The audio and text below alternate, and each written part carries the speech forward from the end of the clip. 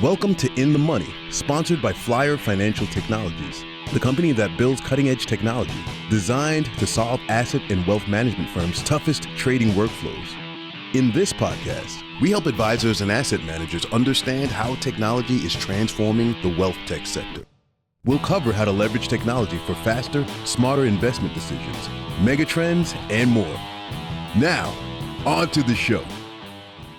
For every billion-dollar AUM goal, for every ambitious M&A strategy, there's an operational reality that will either make it possible or bring it crashing down. The difference between a practice and a true enterprise isn't the vision, it's the operational architecture that brings that vision to life. But really, who designs that architecture? Who ensures the firm can actually handle the growth that advisors are creating? For a long time, the role of the chief operating officer was one of the most vital yet isolating jobs in our industry. Today, we're talking to the person who has been at the forefront of change. Matt Sonnen is the Chief Operating Officer at Coldstream, but his influence extends far beyond one firm.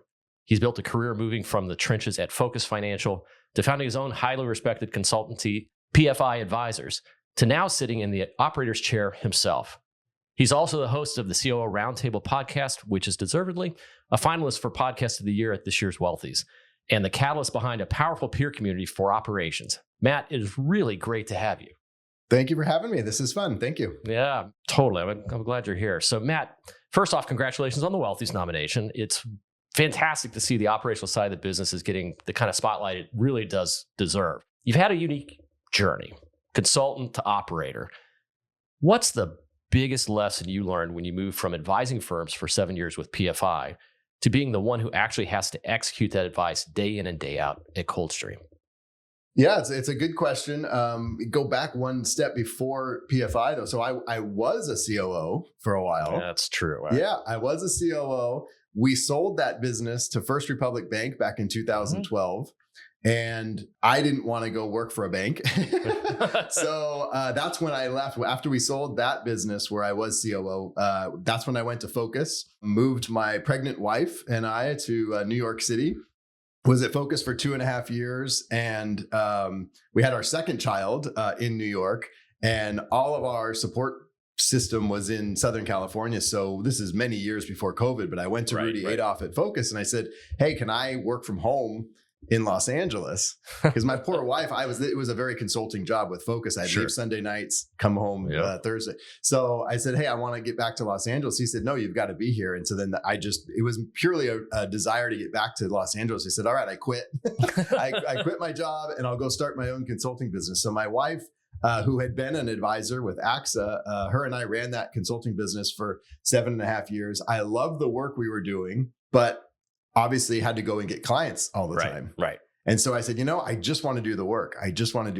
So about 2.5 years ago, maybe 3 years ago at this point, I went to my wife and I said, I'm going to go look for a COO job, just do the work all day long. So kind of put myself in a perfect situation with Coldstream. My day-to-day is very similar to what I was doing with the consulting firm. Same challenges that I was doing for other firms. I have one quote client now, and I'm loving it. But we're growing inorganically, so we're doing merger integration. I'm trying to upgrade our systems and processes and everything else. So it's very similar to the consulting gig that I was doing. Very good. So before we go on any further, you do have a connection to rock and roll royalty. Tell us a little bit about that. I'm a music guy, so this is really interesting to me. Well, I don't know if so yes, I'm obsessed with Eddie Van Halen. All right. Absolutely obsessed. So Luke, our son, his middle name is Edward. Okay. My wife was very lenient and allowed me to do that. Yeah. So I think what you're alluding to is on my bio, my Coldstream bio. When Luke was born, my wife, it's such an LA thing to say, but she knows the person who lives next door to Alex Van Halen. There you go. And she sent our baby announcement and a onesie. We just bought it off of, vanhalen.com or whatever it is. We bought a Van Halen onesie, said, hey, would you guys be willing to sign this? And then they just knocked our socks off and sent us not only the onesie back, but Van Halen 1 on vinyl. Wow. Alex and Eddie both signed it. And so Super that cool. is my prized possession it was supposed to be for Luke, but I've stolen it. It's on my wall. Oh, I love that story.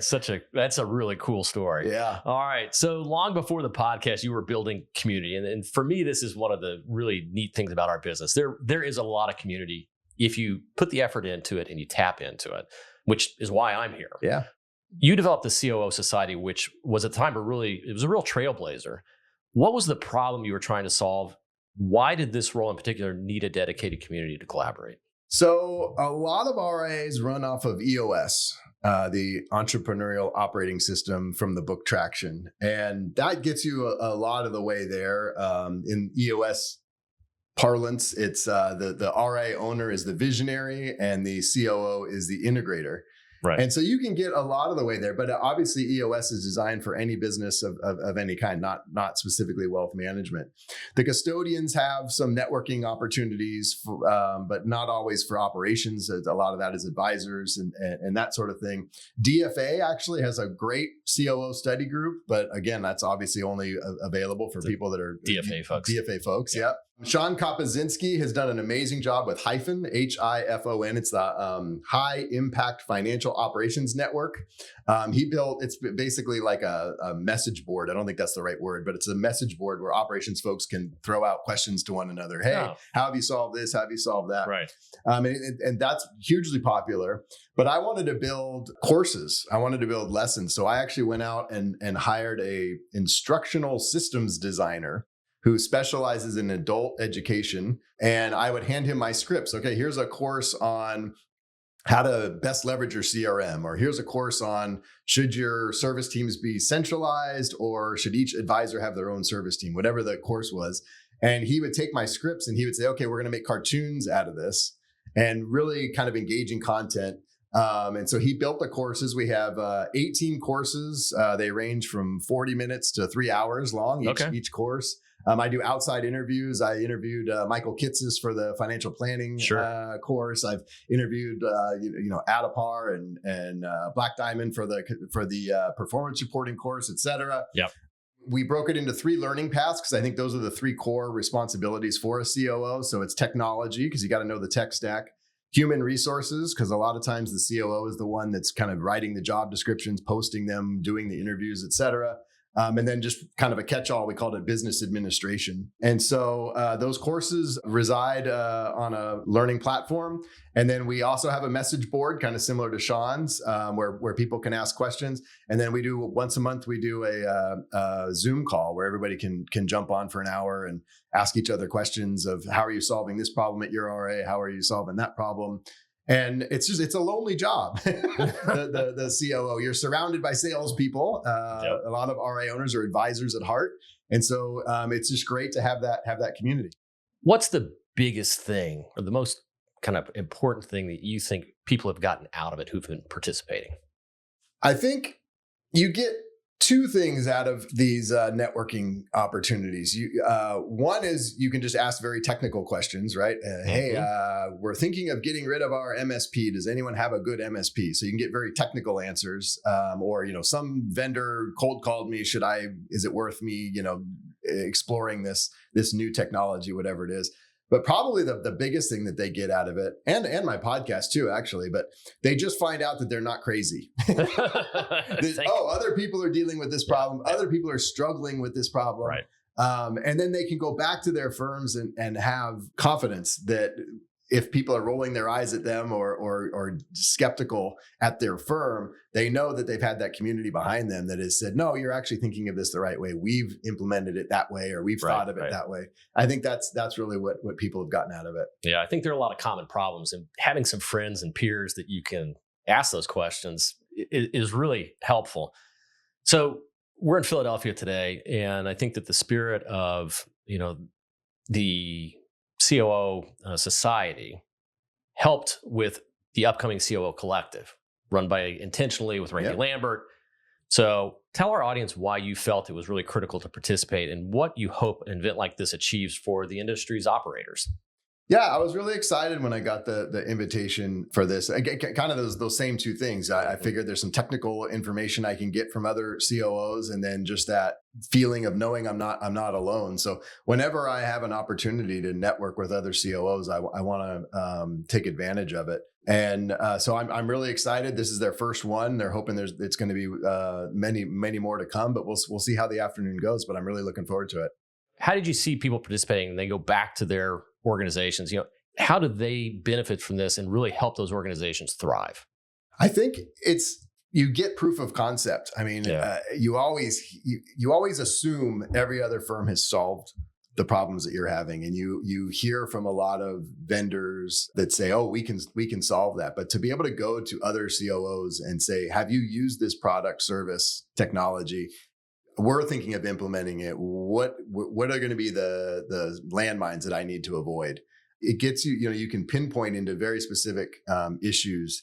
And I think that's what they gain most from these opportunities is just knowing, okay, we've all heard that, whatever XYZ technology is the way. AI, we've all heard AI is the wave of the future, but I just went and talked to my study group and they said, they've implemented it and it didn't do it, or they did implement it, but the one thing you've got to do to make sure it works for you is do this. Gotcha. It makes a lot of sense.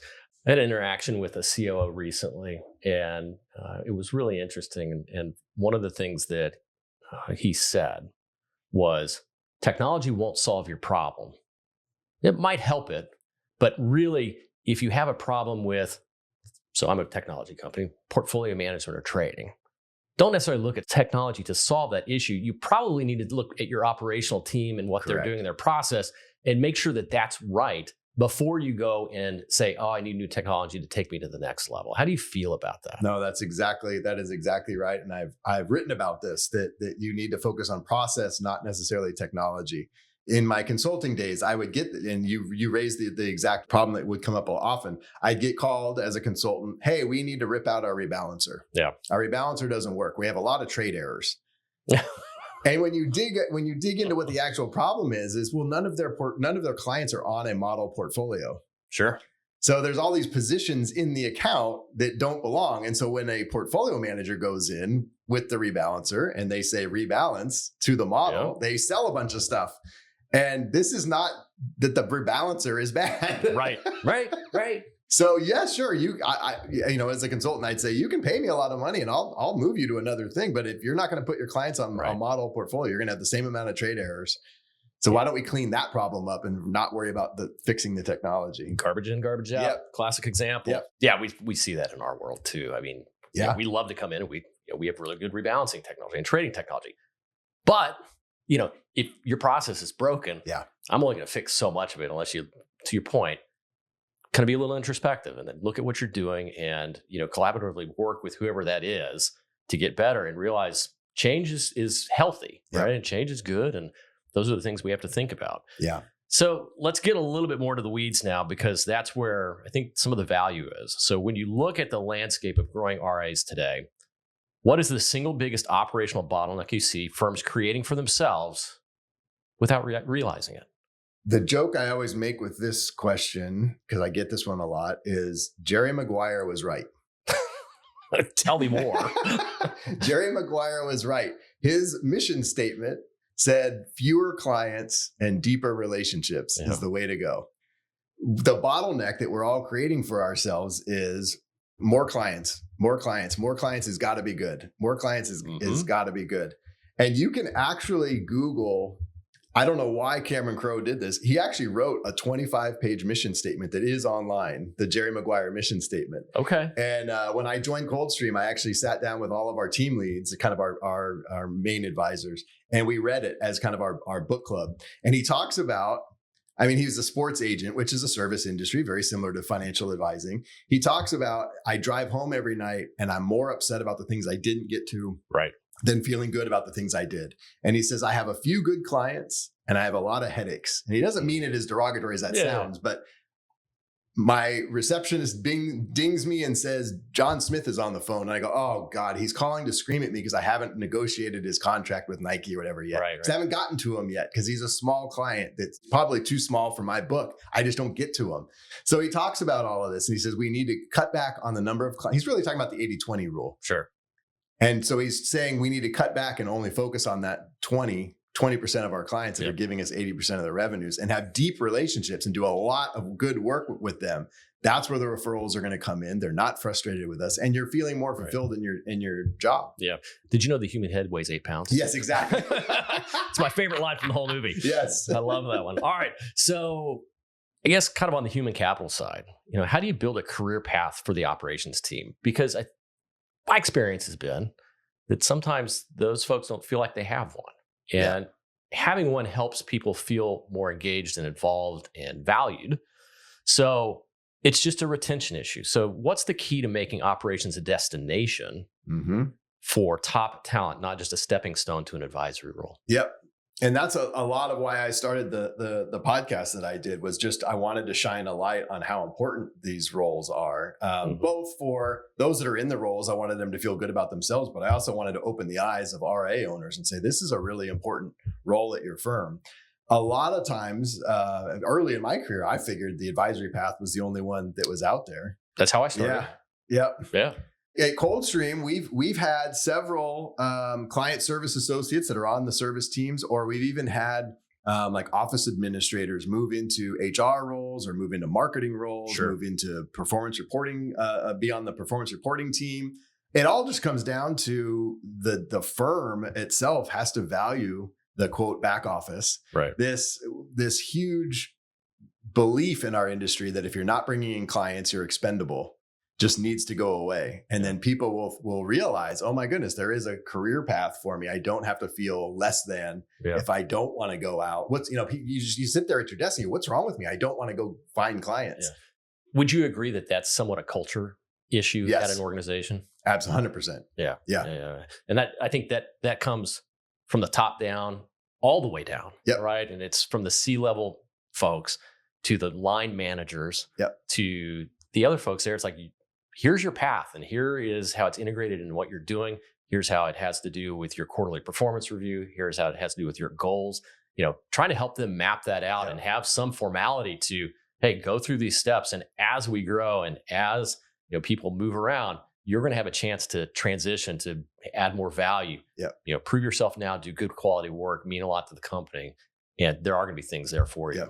If you're saying those words to your team that, hey, we value you, this is how your role in the quote back office aligns to our goals, the firm's goals, it opens up a whole nother world for people. Yeah, that's fantastic. So what's your philosophy on the tech stack? We talked a little bit about it earlier. Do you enforce a single unified system to drive efficiency, or do you allow for flexibility and some accommodation for acquired teams or advisor preference? I think this is a somewhat interesting topic because there are organizations that do it both ways. Some are saying, hey, you've got to do all technology this way. They might even go further and say, look, it's all technology and all investments. And then you have others that say, hey, it's kind of a la carte. Here are your choices. Maintain your independence, but use us for back office and these other things. So what do you think about that? And what are some of the trade-offs of going either direction? In a vacuum, if you're just thinking about efficiencies and profitability, you would want everyone on the same tech platform and everyone doing the exact same processes. But unfortunately, we're dealing with humans. And so there has to be some flexibility. My take, right or wrong, is getting everyone on the same tech platforms is the easier part. So I do think you're just asking for trouble if you've got 3 different reporting systems and 4 different client portals and 2 or 3 different financial planning tools. Like you're asking for trouble. So get that down to as few systems as possible, but then where you can allow people some leeways with process. You can have your ideal client over here, and this advisor is focused on retirement plans, and this advisor is focused on business owners, and this retirement is mass affluent, whatever. So your process and who you're going after, we've got some leeway. But you've got to use the tools, and we will work to make the tools flexible enough to accommodate all of those systems and processes. But I do think you do need to be on the same tech platform. Gotcha. So, and I have to ask this because this is an obligatory question these days. Talk to us a little bit about AI. Is it science fair project, or we kind of evolved out of that and we're finding real use and application for it where it's driving a lot of efficiency? And what would be maybe the one word of advice that you'd give an operator as they're trying to build their plan for how they're going to use and embrace AI? I've got a lot of gray hair. I've been around for a long time, and right or wrong, I don't know. But I compare this to 99, 2000, 2001, where all it was, well, do you have a website? As long as your firm had a website, you were good, and you could get PE backing. Mm-hmm. And of course, the internet changed the world, and Google changed the world, and Amazon changed the world, but they weren't the first ones that came out. There was a lot of .coms that went by the wayside. And I just feel that we're so early that the AI tools that are out there today, we don't have Amazon and Google yet. Right. We're looking at Netscape and we're not at Facebook. What was it? Friend Finder, whatever those whatever those early ones were. So I do use AI every day, I think, but just for, hey, can you clean up this email for me or that sort of thing? I haven't deployed a lot of money firm wide yet into these tools. And I also think all of the vendors in our industry, Fidelity spending billions with a B on AI. InvestNet is spending billions on AI. So we are going to benefit from AI tools that are embedded in all of our systems, our vendors, but I'm just not ready to pick one and put the entire firm on top of it. Well, I agree. There's certainly a lot to come. There is no clear winner quite yet. Yep. There are winners being picked, at this point. The Schwabs and Fidelities of the world are saying, well, I'm only going to allow this one to integrate. So what do the others do? I really don't know, and so there's still a lot to be said, and we're in the early innings, but certainly a pivotal moment to your point. So Matt, this has been a really interesting conversation on operational leadership. And I have one final question that's going to leverage your unique vantage point as host of the COO Roundtable. What is the one thing that the best COOs you talk to are obsessing over right now that isn't on the radar of the average firm CEO yet? I know you're looking for something forward-looking, but I think it's sort of been the same answer for a while. I think the value a COO brings to RIAs is RIA owners are advisors first. They all grew up in the wirehouse world, and they all think revenue, and they don't always think profitability. And I think the COO is the one that has to remind the RIA owner, hey, we need to think about the bottom line, not the top line. Right. And think about how are we delivering, what is our service model, and how are we delivering that in a profitable fashion? I think that's what the good COOs are obsessing over, is profitability. Super interesting. So I would say powerful look ahead, powerful look behind. We've kind of covered both. And so that's Matt Sonnen, COO of Coldstream and host of the Wealthy's nominated COO Roundtable podcast. Be sure to check that out, and you can find Matt on LinkedIn. Matt, thank you so much for sharing your expertise with In the Money, the Intentionally Crew, and the COO Collective today. Thank you so much. This was a lot of fun. You're welcome, and we'll have more episodes coming soon. Thanks again. Thank you for listening to In the Money, the show that delivers advisors, asset managers, broker-dealers, and other technology service providers the knowledge they need to navigate this industry. Don't forget to click the follow button to be notified when new episodes become available. The information covered and posted represents the views and opinions of the guest and does not necessarily represent the views or opinions of Flyer Financial Technologies. The content has been made available for informational and educational purposes only.